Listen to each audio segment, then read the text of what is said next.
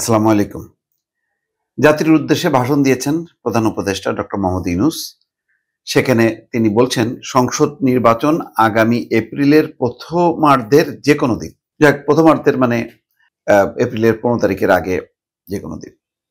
খুব বেশি কিন্তু তিনি নড়লেন না। অর্থাৎ বিএনপি সহ বিভিন্ন রাজনৈতিক দল যখন বলছিল যে ডিসেম্বরের মধ্যেই নির্বাচনটা দিতে হবে, কেন না সেটা আমরা বুঝতে পারছি না। তার উত্তর প্রধান উপদেষ্টা বলেছেন যে কয়েকটা ম্যান্ডেট আছে, যে সংস্কার, বিচার এবং নির্বাচন। তো নির্বাচনের যেই বিষয়টা আছে সেটা ছাড়াও সংস্কার এবং বিচার, কিন্তু সংস্কার এবং বিচার কি এপ্রিলের মধ্যে শেষ হবে সেটাও কিন্তু প্রধান উপদেষ্টা এমন কথা বলেননি যে সেটাই শেষ হবে। প্রধান উপদেষ্টা বলছেন সংস্কার, বিচার এবং নির্বাচন, এই তিনটি ম্যান্ডেটের ভিত্তিতে তারা দায়িত্ব গ্রহণ করেছিলেন। আচ্ছা, সেই বিবেচনায় আগামী রোজার ঈদের মধ্যে সংস্কার এবং বিচারের বিষয়ে একটি গ্রহণযোগ্য জায়গায় পৌঁছাতে পারবেন বলে তিনি বিশ্বাস করেন। তো যেখানে সালাউদ্দিন আহমেদ, দলের মহাসচিব বিএনপির, তিনি বলছেন যে মানে সংস্কারের বিষয়টা একটা ১ মাসও লাগার কথা না, আর বিচারের কথাটা বলছেন যে এটা বিচারিক প্রক্রিয়া, এটা জোর করে বিচার শেষ করা যায় না, এটা চলমান। এবং বিএনপি বারবার যেটা বলছে যে সংস্কার এবং বিচার চলমান। এখানেও কিন্তু ডক্টর মোহাম্মদ ইউনূস এমন কথা বলেননি যে ওই এপ্রিলের আগে মানে সংস্কার এবং বিচার শেষ হয়ে যাবে। তিনি বলছেন যে একটা গ্রহণযোগ্য জায়গায় পৌঁছাইতে পারবে। তার মানে গ্রহণযোগ্য জায়গায় মানে আরো ম্যাচিউর হবে। তো তারপরে নির্বাচন হবার পর তো সেই যে ম্যাচিউর হবে সেইটা পরিপূর্ণতাটা হবে কিভাবে? পরের সরকার এসে তারা তাদের কর্মকাণ্ডের মধ্য দিয়ে সেইগুলি পূর্ণতা দেবে। অথবা আরো এটা চলমান, যেটা বিএনপি বলে যে এটা সংস্কার কখনো শেষ হয় না, এটা রাষ্ট্রীয় কাজ, জনগণের প্রত্যাশা অনুযায়ী এটা সবসময় চলমান থাকবে।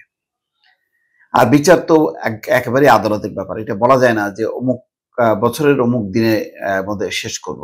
বিচার, প্রচুর বিচার তো আমরা দেখি যে শুধু জুলাই আগস্টের, তার আগে ১৫ বছরে যে গুম, খুন, নির্যাতন, বিচার বহির্ভূত হত্যাকাণ্ড, যেখানে বিএনপি এবং জামাতের হাজার হাজার নেতাকর্মী আক্রান্ত, তারাও তো মামলা করবে। তো সেগুলো তো বিচার হবে। সেই সমস্ত বিচারগুলি হবে আওয়ামী লীগের সময় যারা এইসব কর্মকাণ্ডের সঙ্গে যুক্ত। ফলে বিচারটা কোনোভাবেই শেষ হবে না, এটা পরিষ্কার। সংস্কারের বিষয়টাও কোনোভাবেই এটা শেষ হবে না। আর রাজনৈতিক দলগুলো ইতিমধ্যেই পরিষ্কার করেছে যে বিএনপি এক ধরনের সংস্কার চায়, জামাত আরেক ধরনের সংস্কার চায়। তাহলে কিসের জন্য নির্বাচনটা মানে এপ্রিলে? তাহলে প্রশ্ন উঠতে পারে, তাহলে জুনে না কেন? এখন কি বিএনপি দাবি করছে বলে কি সেটা ১ মাস আগায় এনে এপ্রিল নির্ধারণ করা হলো? যে তারা বলল যে প্রধান উপদেষ্টা যাতে বলতে পারেন যে ডিসেম্বর থেকে আমি জুনে বলেছিলাম, সেখানে আমি এপ্রিলে করলাম, সেটাই কি?